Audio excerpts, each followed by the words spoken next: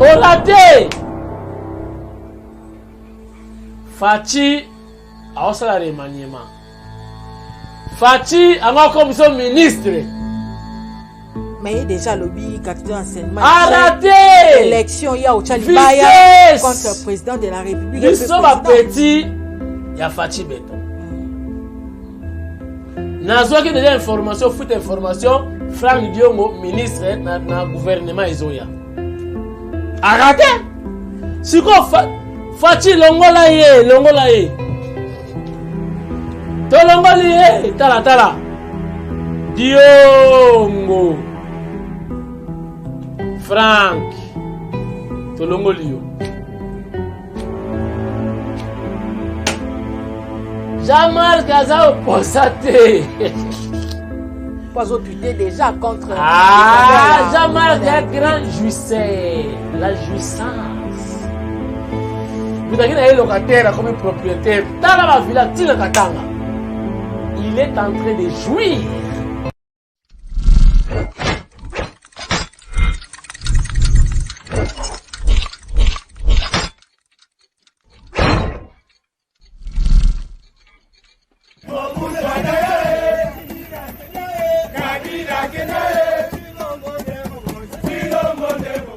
Bonjour, bonsoir, fidèles internautes, ça dépend de Herbozuli Bissona Mabota na Bino, Tindika, et Yeli Susuna Banda Kunabino, pour na Kolamsabino, Tozoni avec force pour na Kolobaki. Tolala ki mwa muke problème technique à Stozongi pour na sa conscience nabino par rapport à l'actualité ozo le Canada République démocratique du Congo boyebi bien to sala ka décryptage il y a actualité à République démocratique du Congo pour na kobimisa ba résolution ya malamu nini toko kosala pour na ko soutenir mokonzi ya mboka pe avancement ya mboka na biso République démocratique du Congo na mokolo ya lelo. J'ai un réel plaisir de recevoir pour vous le cordon de Tindika na kombo papika moi Tobeta pena ma solo avec un partenaire idéologie de biso tolobaka ya politique oezoleka awa na République démocratique du Congo sans plus tarder na pesi les cordons mbote na yo Tozongi.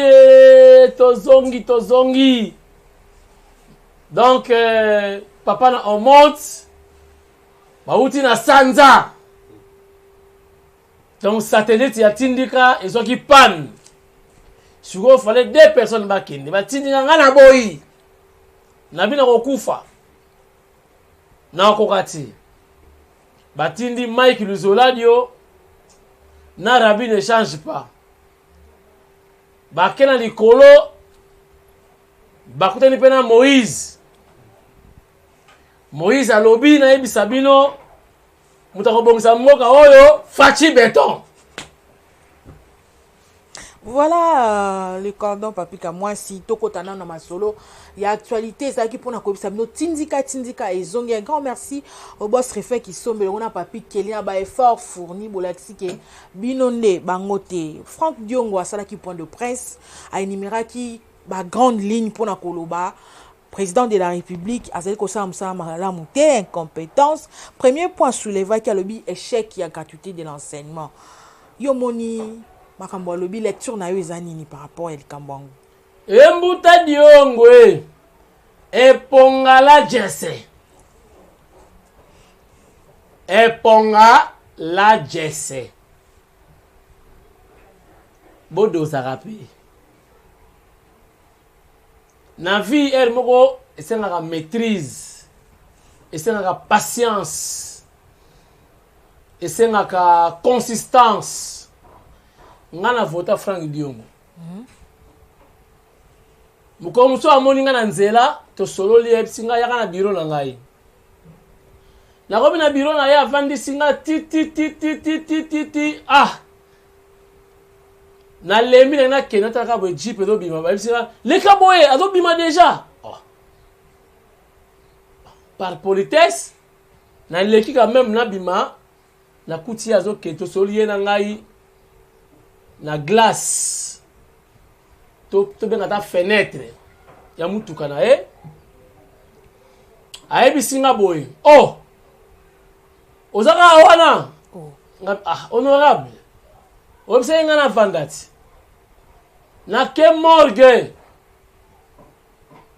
combattant nga moko akufi Donc la personne important c'est pas combattant na nga akufi na kei tokuta na mardi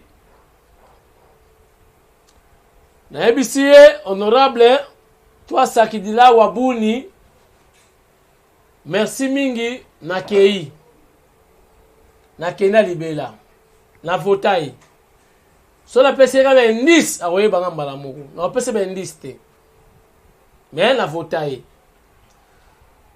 Frank Diongo ba prison pe sala mabe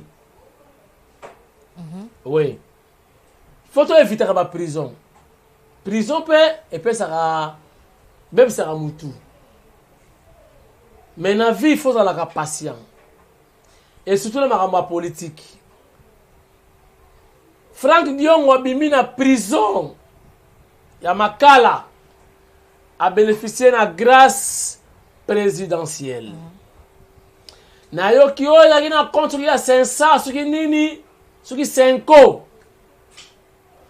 Mais Frank Diongo abimi na prison nga na filma ina na mkolongo. Na filma Diongo na filma Diomindo ngala mwana Kongu ngangu zisaka. Na kei pour accompagner Frank Diongo le même jour tina siège ya UDPS et Sikawapi Fachi adalaki président ya parti akiko senga ye merci lelo a craché na nzoto ya Fachi Beton oyo asalaki ke ye azala lelo libre alia likayabu alia eponga alia jesse dans le calme Frank Diongo azotambola na mutuka ya cher mukwana tosololi na ye nga na mutuka na nga ya muke ye likolo tosolola boye honorable tala na pese bendisi bonileki na nga oza bien mais ba combattant oyo atindaki bayaya na biso ya cité Baudouin o ba accompagner ka na ba marche ba kufa est-ce que batamela na jeep oyo ota mwana ngo apesa bango merci nini a récompenser ba famille wana na nini vie sika makambo wana omoni barata kabo orate Fachi aosala remaniement Fachi anga comme son ministre. Mais il y a déjà lobby gratuité enseignement. Arrêtez! Élection, il y a au Tchalibaya contre le président de la République. Nous sommes à petit, il y a Fachi Beton. Nazo qui déjà information, fout information, Frank Diongo, ministre na gouvernement Izoya. Arrêtez! Si quoi Fachi longola ye. Tolongoli tala Diongo Frank tolongoli yo esili omoni vitesse epongala jesse yo na yo lumumbiste okomi chisekediste papa yebisa biso ozanani pesa biso vraie position na yo depuis oza lumumbiste oleba mbongo na kombo ya Lumumba est-ce que so somba ata masanga mbila opesa ya Laurent Lumumba po ozoko apporter comme papa na bango ozolia balar na kombo ya papa na bango et si on mema ta bitoko et si on mema ta mafuta mbila balambela jesse opesa ba famille Lumumba vitesse ya Diongo oraté gratuité et enseignement pour revenir na ma question à yo madame gratuité et enseignement ce qui échoué ils ont fait bon Fachi mdaye nango et la constitution Fachi a matérialisé yango, a mettre yango en œuvre, tout simplement. C'était une affaire de tous. Ce qui est simbi, et dans la constitution. Ce qui est simbi, et dans la constitution. Mais état de siège échec.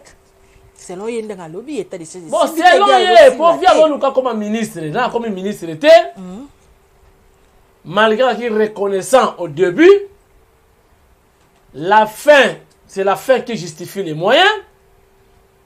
Abandi bien à ce qui m'a bien. État de siège, il aura appelé état d'esprit. Mokonzi mboka mona kike ko sakana eleki mingi na este. État de siège na ki pona ko kanga batu muso ko pe mbale ba ke ba sali mwa boye ba kangi be batu. Mais quand même faut reconnaître que depuis état de siège ezali ba assassinat ezalaki na ntango wakala ya chaque jour et diminuant. Et diminuant. C'est chaque jour bazo kanga batu ba men ba kina ko pesa ko ravitailler ba rebelle, quand même, ils ont porté ma fouille. Attends à 100%, mais quand même, ils ont ça quelque chose. Na évité ce que la lésion. Na Bunagana, il y a eu la guerre, il y a eu agression. Mais quand il y a eu que Fachi avant l'été, tosé là, toko surtout un jour ou d'ici 4 matins. Bon qui est fait de ça récupérer Bunagana voilà pour avancer l'élément.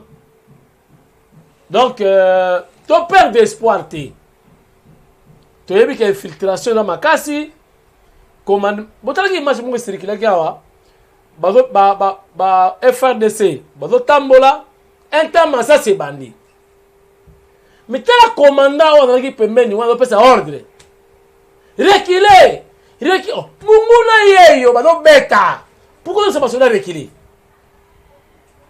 Bango wana. Mais infiltration mokonza mboka yebi que infiltration ezame azo continuer ko tia susu na sommet ya bato bazo commander mapinga kaka bato ba lui baza ba rebelle. Yo monité dine pas mokonza. Nani na yebite a tia susu nani oyo bato bazo senga balongola. Na yebite a tia nani. Ngako na okutu ke général Mbala. Alongoli kutunema quelques suspects même na yoko qui peut les suspects batu que non même général Chiwewe Christian moi ba permutation monsieur salami peut même na JR na présidence mais na yebité chef d'état-major général a remplacé banani oyo balaka ba fiti donc là je me réserve na ko répondre voilà donc na yebina noté. Mais en tout cas, mieux vaut tard que jamais. Je crois Oyoki qui est dans le Parlement américain, balobri déjà il y a agression, il y a FRDC nenge agressé na Rwanda. Diplomatie a fait quand même mais ils bunda ils ont ça la moussa non parce que on dit beaucoup d'agression là on n'en parlait même pas. C'est-à-dire il y a des avancées positives dans le cadre diplomatique, le chef de l'État est fort à ça. Voilà. Mais à soulever ce point, le peuple congolais a dit que mon appel est au salima, mokundiambo ka voyage pa pamba, awazana na marabela, wana zo sala soki checking, bamsu ba loba ki ambiance, bamsu ba vidéo na mama, tandis que mboka za kozika moto. Oui. Pepe kala embaki, bonne année, bonne année.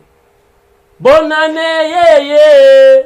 Bamususu nesengo, bamususu na mawa, mokili etangama ndenge wana. Mais yaza mokonzi mboka etangama pa na epona nini? Wana pesi exemple moko dali général.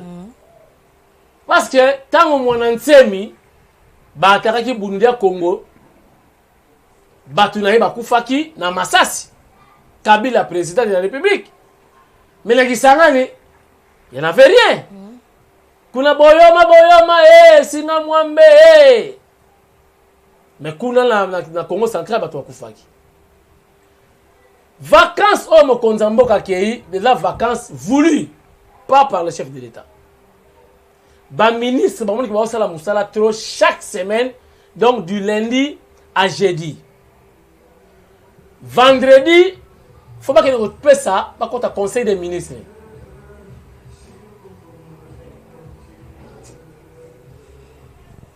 Bah, c'est le conseil des ministres, bapesa rapport. Donc ba ministre ne ba yebisi mokonzi mboka to pema kata to pema te lundi mardi mercredi, donc toute la semaine, vendredi conseil des ministres, samedi peut-être mon préparation, dimanche église, lundi tozongi basenga ki bazwa congé ndenge ba député bazwa rapé congé de mokonzi mboka moniki oui parce que même na raison nde bazwi congé yepe mokonzi a profité azwi moi congé. Est-ce que c'est le moment que je congé? Congé est utile, congé est normal, congé est obligatoire. Même en Europe, ministre, famille, na Haïti, na Guadeloupe, na Équateur, na île na Océanie, qu'on se déstresser. Pour que le président ils ont le stress, parce que la fin de président, je crois pendant 1 heure de temps, nous avons la chombo ya président, nous avons là, on va boire la chombo. Donc, chombo fait la maman na batterie, il y a résistance. Donc, sinon, 15 heures de combattre.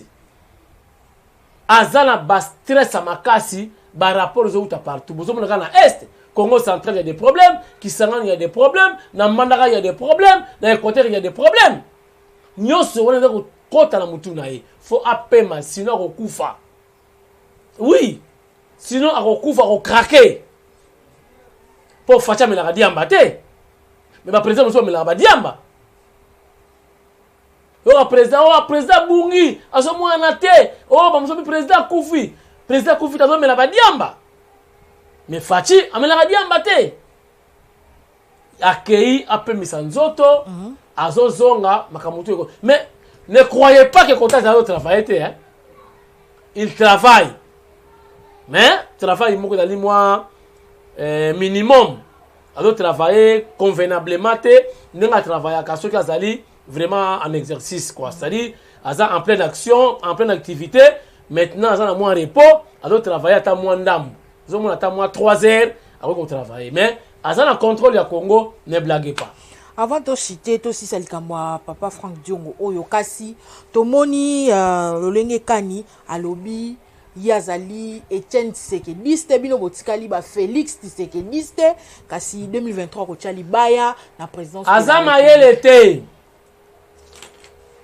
Celui qui a vu les pères a vu les fils. Celui qui a vu les fils a vu les pères. Fachi et Sphinx sont un. Mais c'est son père biologique. Tshisekedi Mutaboti. Tshisekedi Mutaboti. Tshisekedi. Donc papa Etienne Tshisekedi wa Mulumba. Mutaboti Tshisekedi Félix Antoine. Mais lui, idéologie à mon côté. Ah ouais, ça m'a makila. Tshisekedi a bundi. Mwana a eu pouvoir. C'est la continuité. Donc, on a une alternance. Et ben on a eu des pèses. C'est-à-dire, père Adaye a tiré le pouvoir. Il y a parti. Moi, on a continué à Bendi Bord. Et bon, quand c'est hasard, ils ont hasard. Donc, n'importe quelle idéologie en haut, oh bon, on va le faire. Tshisekedi Wamulumba, la idéologie, il y a opposition. Qu'on pousse Batou, ti na voie à sortir. Fachi, est-ce qu'on a une idéologie? Il y a gérance, il y a pouvoir, il y a bitumba. Oh papa, il y a salaki. Il y a un mot, même combattant, il y a eu des pèses. Tu comprends que la tension, on a peut-être dans l'opposition. Ce qu'on fait comme un langage, il y a pouvoir. Langage, il y a gestion de la chose publique. C'est très important. Mais au moment où tout le monde se comportera le coup là, n'attend opposition. Ok, pousser. C'est là. Qu'on pousser, il faut grimacer Kabila, qu'on grimacer Rwandais. Ce que le plan est en gros. Faut commencer qu'on a un langage à M. Sava. Qu'est-ce qu'il faut faire maintenant? On doit trouver la solution par rapport à tel dossier. Ah, ok. Séance tenante. Mutu na mutazi parole, to luka comment to mana impasse moko boye, to blocage moko boye. C'est ça le langage, il y a gestion en chose publique. Ok, bah, coulez, Simba, poussa, et Tindika, ok, bah, on est opposition. Est-ce que Fatih est là, qu'on va se dire, on est là, Tobi, Malobi, ville morte. Est-ce que Fatih est là, ville morte? Si on veut comparer Tshisekedi le père, na Tshisekedi Fatih, n'engeni. Ah, Tshisekedi le père a une opposition. Ou on a dit Tobi, ville morte. 2 jours, tu ne vas pas parler. Mais il y a bisa Fatih, ville morte. Mais vous avez des avantages, tu Fatih aussi sa mandat aussi dans ville morte.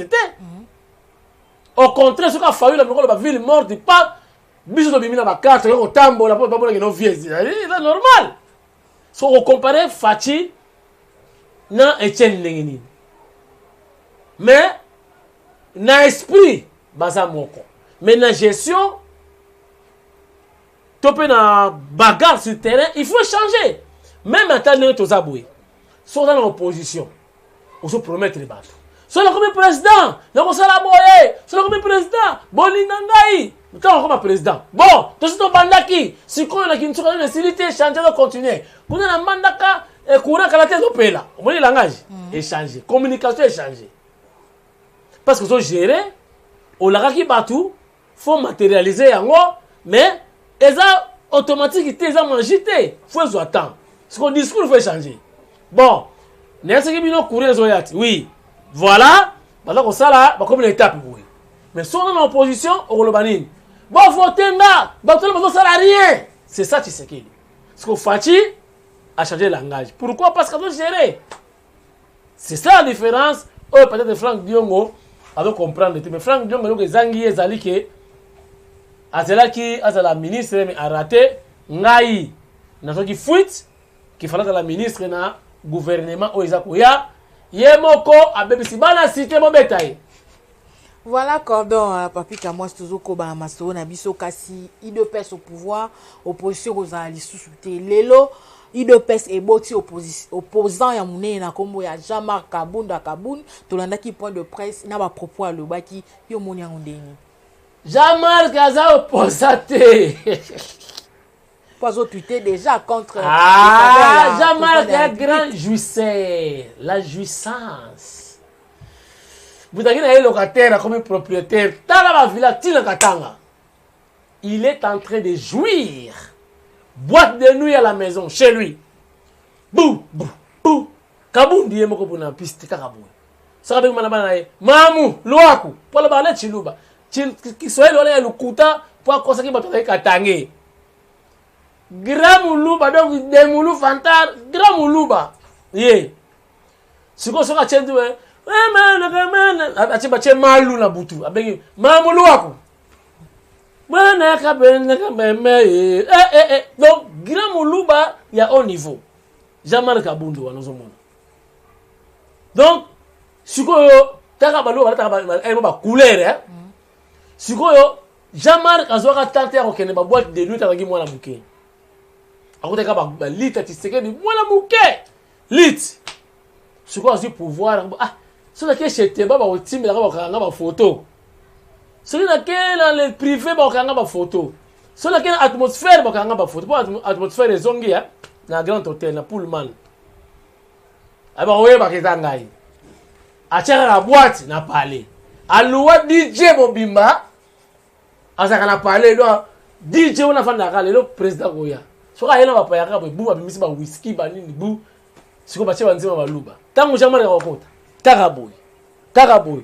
nakata palais un grand jouisseur ba carré minier ache petite moko boy na suki ka KTBT be suki wapi wana katanga mwana mwasi komo na Joyce Babi Joyce wana pe il paraît Petazol. Hein? Ah, balobi il paraît Petrus. Donc acha Joyce, wana Joyce appelle ça raye $500,000 par mois. Wana kaka wana. À part bateau appelle ça ba liste le compte IDPS ba DG. Ba cadre. Ba membre dans ba cabinet politique. bato na ye bapesaka tala soki kabundi moto akotisa yo bongama liste eza kobima boza kolongwa wana eza information baolongwa donc osali mabe ozolongolisa bato mosala fallait protéger quand même bato wana tala ndenge bato balongwaka na opposition longwa loba boye ngai Kabundi na longwe na nga na UDPS te yoka ngai na longwe na UDPS te me balongoli nga na UDPS bomonaki makambo ndenge elekaki balongoli nga na UDPS babengani nga na UDPS bapie ndako na nga basakaje yango na bato ya UDPS me nga nako trahir mémoire ya Etienne Tshisekedi wa Mulumba te me natikali na nga moko nasali parti politique na nga oyo alinga soutenir nga aya to continuer idéologie ya Etienne Tshisekedi wa Mulumba osali kuta allusion na Fachi te osali allusion pendant na famille biologique ya président te obimi na yo papa olingaki ozwa bato bango bayokela yo mawa yo lakisi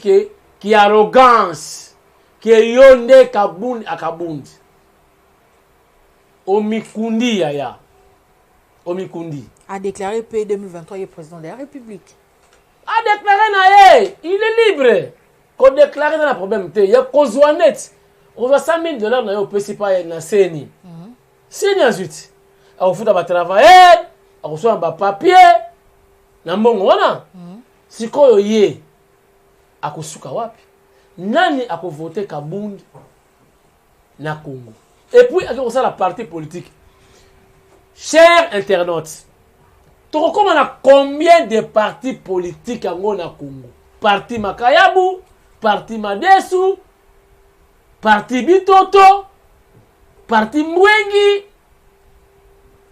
tokokoma na combien de partis politiques donc na parti politique na l'église de réveil ndenge moko awa parti do parti mususu mwasi na bana na bakuze parti parti mususu batuka ya avenir parti ezobotela kwa mayibo bazwa pe place bazana batute eloko te et puis Frank Diongo akelo bazangi porte-parole na ya opposition na parlement donc le président de votaka bango moko bayokani te kuna na Assemblée nationale pour misa porte-parole ya opposition bazowela babemba banani est-ce que état le chef de l'État nani namoni ya Diongo ça ne va pas ambuta Diongo ça ne va pas kabesa deli nous bati ben namoni ba combattant na colère balobi ba propos diffamatoires oyo mwana mboka Jean-Marc Kabunda tenir contre le président de la République ba moko ba s'en charger na ye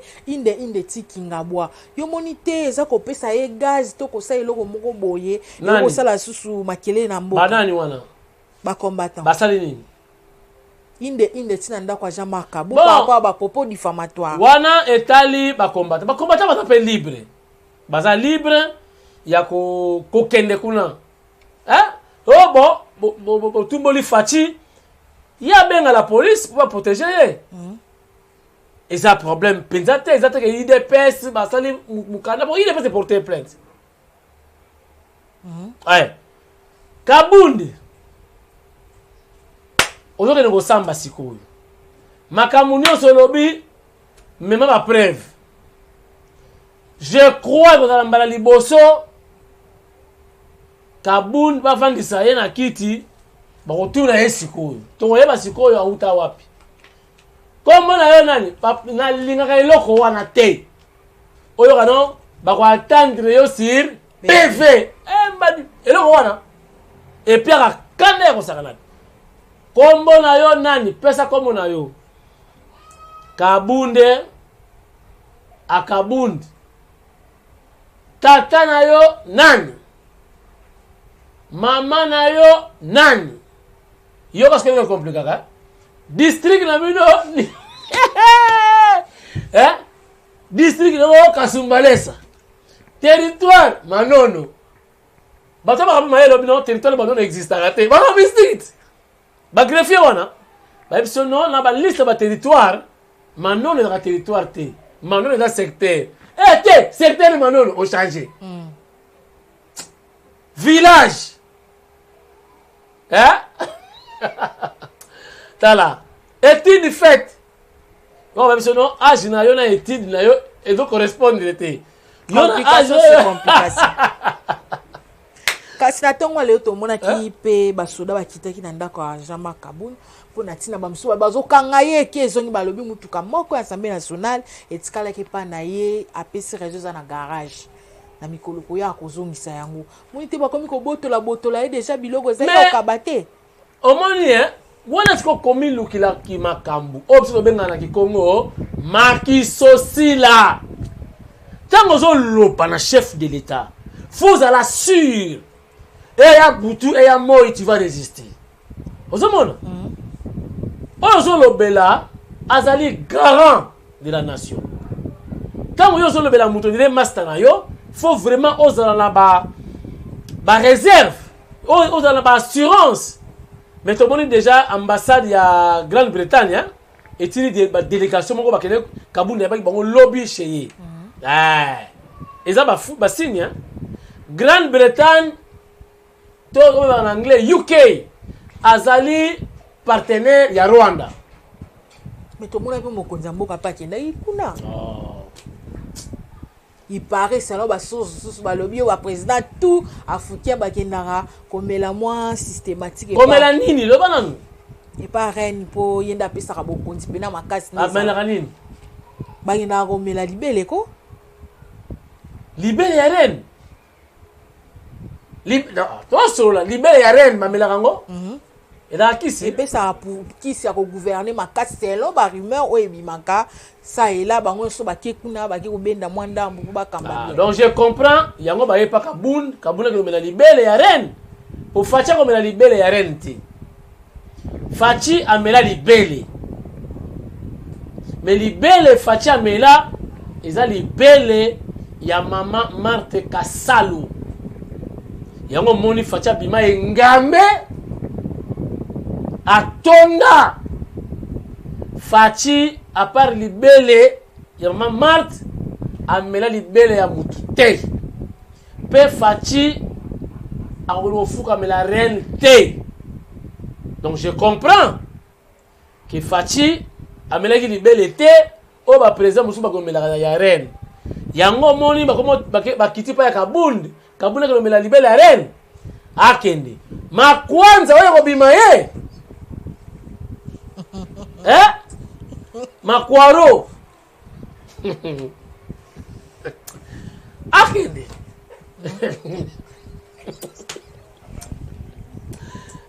akende Makwaro oyo makabundi akolapa po dali mboka ya Nzambe Fachi akomela libele ya reine te yango monaka Angleterre azo collaborer na Rwanda ba propos ya Jean-Marc il a ba propos ya Jean-Marc ya Mike Mukebai ba propos ya Pero Luara de mèche avec Katumbi donc nazo mona déjà que Jean-Marc accueilli komitika Jean-Marc yo moko lo ba bobi mwana ona ndako ba chesinga na kingo na pouvoir o eleki na kanga bango photo na Fachi to consoler bo na Fikine tant enterrement isalamaki mona zo kende cimetière Jean-Marc a perdaki a petaki ba plomb Fachi to consoler na photo na bombango na kanga bango photo na Fachi. Chers internautes, les lots au rejoindre bato bomaka mwana yo okopesa biso raison lobby mais sagesse na yo donc qui est derrière lui pour tout monde ba audace wana nyonso ba courage wana nyonso c'est que ce mwana so vimbi la nzungu c'est yemo kwa yebi ala siba ya nani mais bato nyonso o ba pese ba garantie wana tokotala ba kotela ye et là la garantie ya lokuta tokotala ba fundi na parti Assemblée nationale batana besoin na ye déjà dossier disciplinaire c'est fou maki non bako répondre dans la bisibino so ba comment tout le déjà tata na onan yeba que c'est le mal comme pembeni qu'il se prépare. Le chef de l'État, c'est le représentant de Jésus-Christ. C'est lui qui incarne la République. Donc, on est à Luki, qu'il se prépare tout simplement. Ram eza comme président de la Ram eza comme président tout dans le ministère de tutelle. Ministère, ministre de tutelle, voulais-je dire, c'est Kibasa. C'est vrai Kibasa, les beaux frères à Fati. Faut qu'on se le dise. Mais Kibasa, a coupé dossier à Ram na mesa. A Koutango, Kabila Batika qui a déjà. Et Zalaki, il y a Félix T. Et puis, hier, on a attaqué le ministre de tutelle, on a attaqué le président. Donc, on a dit président, on a Ram. Bon, on se dit que le président, on a la décision. Moussa est ministre, tout le monde va dire, donc, chef de l'État, à ce qui parle dans le ministère. C'est faux. Ministre, qui basse. Bon, pourquoi, tant que on a ministre de tutelle, Fatim n'a pas parlé du peuple? Na Keneki. Et qui passe ça? Il faut bien que c'est président de la République. Donc, nous sommes un échappatoire. Il a chargé, il a chargé le président. Il a Fatih Béton, Moutalier Kimbongo Yaram. Vraiment, un président de la République, il y a Afrique, non, il y a Congo. Et c'est quoi l'Empire? Il y a Baram, Bambonga, ba unité, président de la République. Tu fais nombre. Ah non, non, non, moi je ne pense pas. Rien que le voyage, voyage. Rien qu'avec le voyage, chef d'État comme riche. Parce que tu as voyagé, il y a un individu qui a voyagé. Oui, oui, il y a une institution qui a voyagé. Ben, institution mi institution présidence de la République, institution président de la République. Oui, oui, moi, je voyage à président. Rien qu'avec ma frère d'émission, il y a une prime de risque. Ah, comment riche? Il y a un bon réseau continue que ça fait bien. Bon, on a l'été aussi là, va voyager. Et ça là partout. Et dans la RDCT, ça soutient Ayaka Awa. Ayaka peut avoir institution voyager. Ba prime oya zouara ba salaire pareil là ba président nyonso. Oh ba yé réunion salaire na Congo pour calamité. Toi na sommet na CAC Awa, ba président na ba ko longwa pa na bango ba yé. Et on a pareil, tu as voyagé. Et là, des institutions voyagé. Prime de risque, frais de mission. Je crois que ma pays musulman est plus qu'il y a bison. Plus. Kasi bazo sinali biso likambo ngonga mwana mboka kasi kato beta likambo oyo ibatu ba papa épiscope to bandeko ya catholique likambo spoliation des terres auto zo comprendre ezali nini. Bon, OK, omoni lelo komi nyonso yo.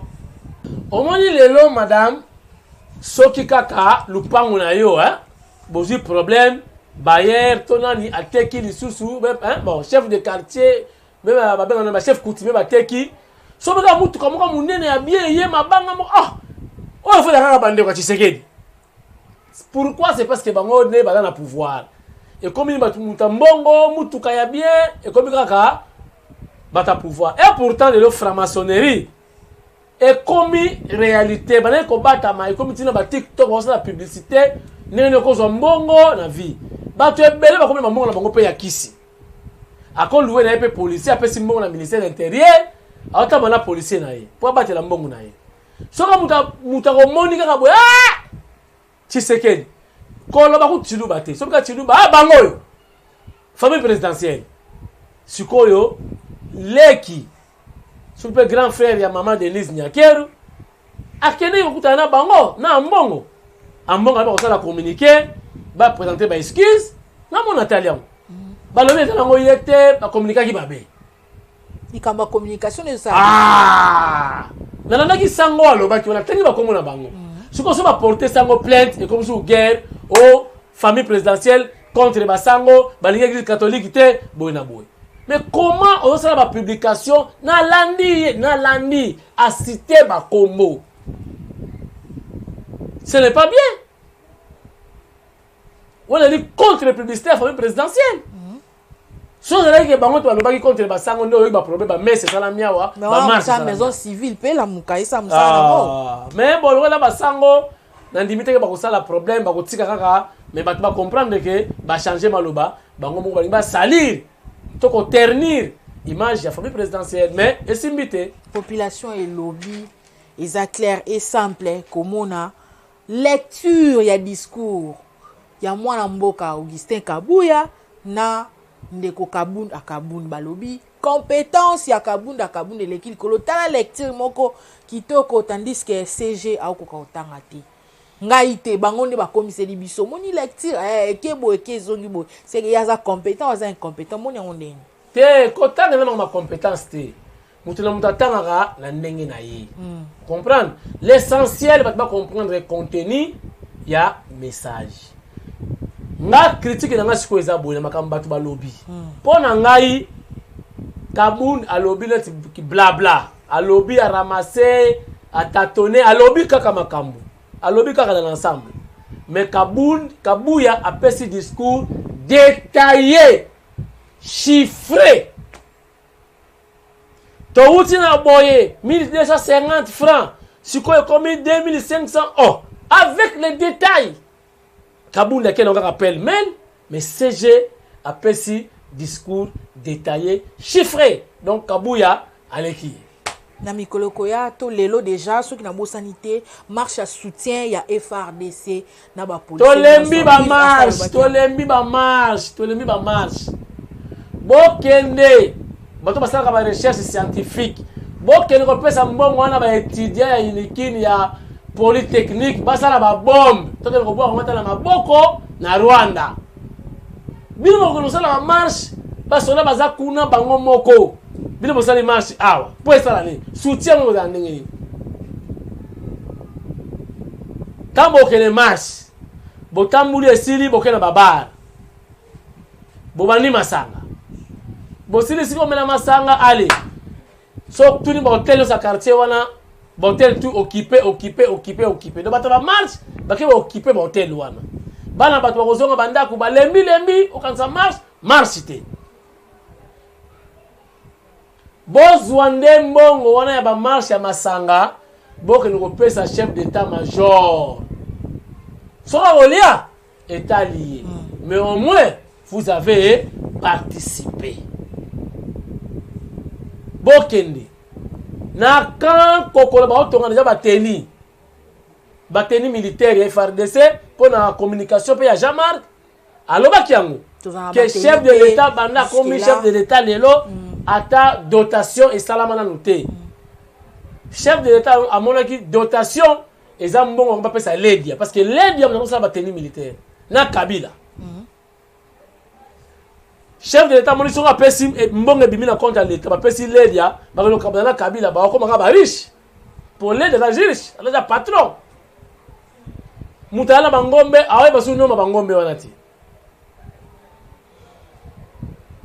mokonza mboka moni ke mbongo ebimbaka po ba eke na Chine ba no sala commande ya bateni bazwi ba couturier na biso baza kotonga bilamba ya basoda na camp Kokolo ba recruter na ba couturier ya ba jeune très bientôt basoda bakolata bateni ya sika made in Congo soki baby bakosala so commande te bazotonga awa alors mbongo no c'est ba fret ba nini etikali na FRDC pour le bénéfice ya basoda na biso ba vaillant combattant ya FRDC voilà l'image du chef de l'état Fachi Beton oyo information Kabund na lagi nango te Kabund ba pesa information te à ton âge on dit que ça la point de presse ça voilà différence hein différence il y a point de presse chiffré détaillé ya Kabuya na ya Kabund oyo ya mvrak ya mvwanzi voilà comme la souka ya entretien na biso mokolo ya lelo mitune ezalaki ya ngai ba réponse ya yo kasi moi message essentiel na baiki nyonso bakozwa konzo kolanda biso na à travers émission na biso mokolo ya lelo tindika ezongi merci na Mike Luzoladio papa na monte na rabi ne change pas bauti réparation ya satellite na biso ya tindika na espace il y avait une panne technique bake ba réparer bazongi pe babelité bakutani na Moïse na espace Moïse ayebisi bango ba congolais nyonso bo voter Fachi to bongisa mboka. Message Moïse apesi ba Mike Luzola di on espace. Tara Moïse. Oh ba on dit ma Fachi te. C'était la même chose. À l'époque, par exemple, il s'habille dans l'esclavagisme. Bon, qui est dans la terre sainte. Mais, et belé, par contre, il y a doute. Il y a un peu de salam alelo. Mais Fachi, a kobi misabiso. Oh, il y a kondima, il y a un koma. Oh, il y a kondima te, a kotikala, a komona bonheur, il y a komote.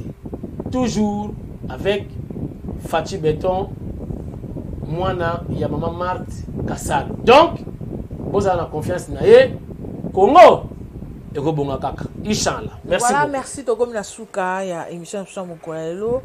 Un grand merci à papa Joki Koumanda, papa Jean-Luc depuis Londres.